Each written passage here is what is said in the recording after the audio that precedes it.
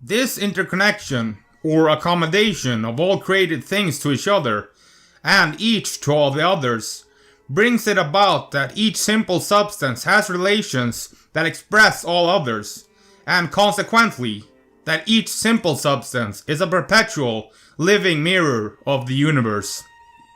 Gottfried Wilhelm Leibniz. Greetings, mortals. I'm your host Simon, welcoming you back to the Library of Gnosis. One big conundrum that has puzzled philosophers for ages is the question of a personal versus a non-personal God. This is what we will be discussing today. In the realm of metaphysics, philosophers have long delved into questions about the nature of reality, existence, and the fundamental building blocks of the universe. One concept that has captured the imagination of thinkers across various traditions is the notion of the monad. From ancient Greek philosophy to the modern ideas of Leibniz, the concept of the monad has undergone intriguing transformations and interpretations. This video aims to explore the concept of the monad, its historical development, and its significance in understanding the nature of reality. The concept of the monad finds its roots in the philosophy of the ancient Greeks, particularly in the works of Pythagoras and later Plato. Pythagoras introduced the concept of the monads, representing a fundamental unit or indivisible entity that underlies all of existence. Plato expanded upon this idea by positing that the ultimate reality consists of forms, or ideas, which are eternal and perfect, akin to monads in their indivisible and unchangeable nature. According to Hippolytus, the worldview was inspired by the Pythagoreans, who called the first thing that came into existence the monad, which bore the dyad from the Greek word for two, which begat the numbers, which begat the point, begetting lines or finiteness, etc. It meant divinity, the first being, or the totality of all beings. In his Latin treatise, Maxima Theologia, Alan of Lille affirms, God is an intelligible sphere, whose center is everywhere, and whose circumference is nowhere. The French philosopher Rabelais ascribed this proposition to Hermes Trismegistus. The symbol relates to the Christian Trinity.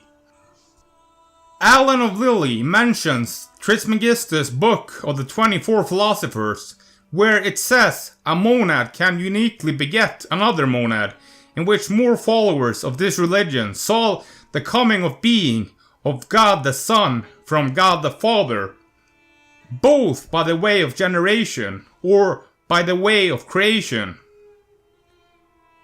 This statement is also shared by the pagan author of the Asclepius, which sometimes has been identified with Trismegistus. The Euclidean symbolism of the center sphere also concerns the secular debate of the existence of a center of the universe. The idea of the monad is also reflected in the demiurge, or the belief of one supreme being that brought about the creation of the universe. For the Pythagoreans, the generation of number series was related to the object of geometry, as well as cosmogony. According to Diogenes Laertius, from the monad evolved the dyad, from it numbers, from numbers points, then lines, two-dimensional entities, three-dimensional entities, bodies, culminating in the four elements, earth, water, fire, and air, from which the rest of our world is built up. One of the most notable proponents of the monad in Western philosophy is the 17th century German philosopher Gottfried Wilhelm Leibniz.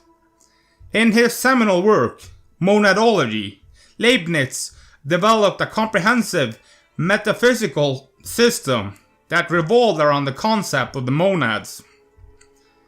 According to Leibniz, monads are simple substances that possess perception and consciousness, albeit to varying degrees.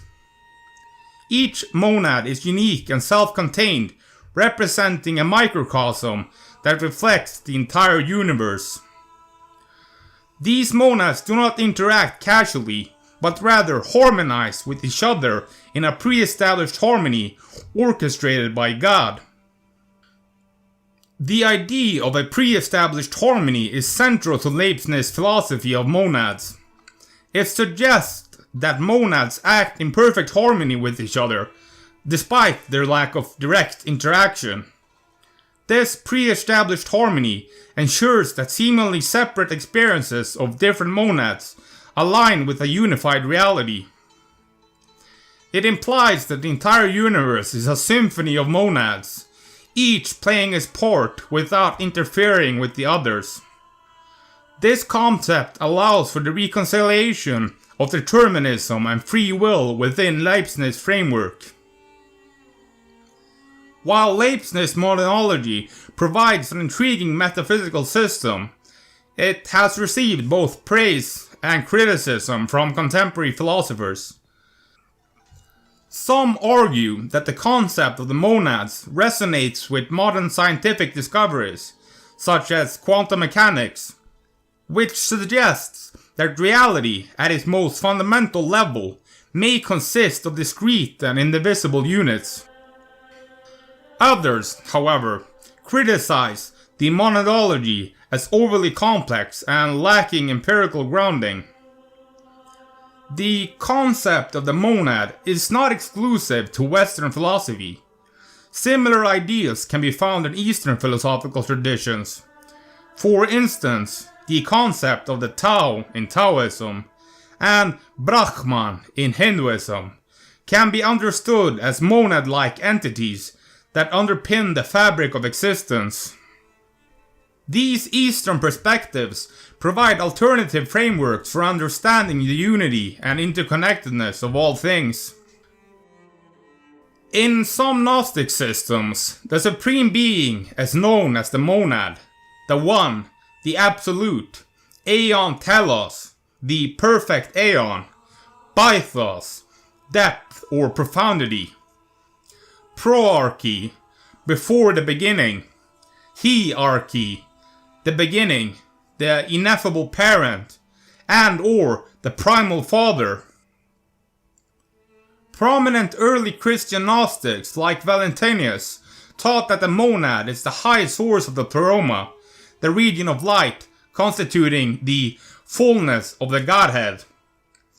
Through a process of emanation, various divine entities and realms emerge from the one. Arranged hierarchically, they become progressively degraded due to their remoteness from the Father. The various emanations of the One, totaling 30 in number, or 365 according to Basilides, are called aeons. Among them exists Jesus, who resides close to the Father, and the lowest emanation, Sophia, wisdom, whose fall results in the creation of the material world. According to Theodoret's book on heresies, the Arab Christian Monimus used the term monad to mean the highest god that created the lesser gods, or elements, similar to aeons. In some versions of Christian Gnosticism, especially those deriving from Valentinus, a lesser deity known as the demiurge had a role in the creation of the material world, separate from the monad. In these forms of Gnosticism, the God of the Old Testament, Yahweh, is often considered to have been the demiurge, not the monad, or sometimes different passages are interpreted as referring to each. The Apocryphon of John gives the following description. The monad is a monarchy with nothing above it. It is he who exists as God and Father of everything, the invisible one who is above everything, who exists as incorruption, which is in the pure light into which no eye can look. He is the invisible spirit, of whom it is not right to think of him as a god or something similar, for he is more than a god, since there is nothing above him, for no one lords it over him. For he does not exist in something inferior to him, since everything exists in him. For it is he who establishes himself. He is eternal. He does not need anything, for he is total perfection. Whatever your view on God might be, the concept of the monad is an interesting perspective, to say the least. I personally like the idea of a monad a lot, but it does not take anything away from the lesser gods, which I like to praise a lot, as you probably noticed at this point. And there still might be one high god who would act as a personal god so many Christians pray to, but so far his name seems to be unknown to us. Now we are coming to the end of this video. I want to thank you so much for watching. If you want to support my work, then give a like to the video, and please check out my Patreon. I also want to extend a big thank you to all my Patreons. I can tell you right now that if I was in this to make money, I would have chosen a different area of study, for sure.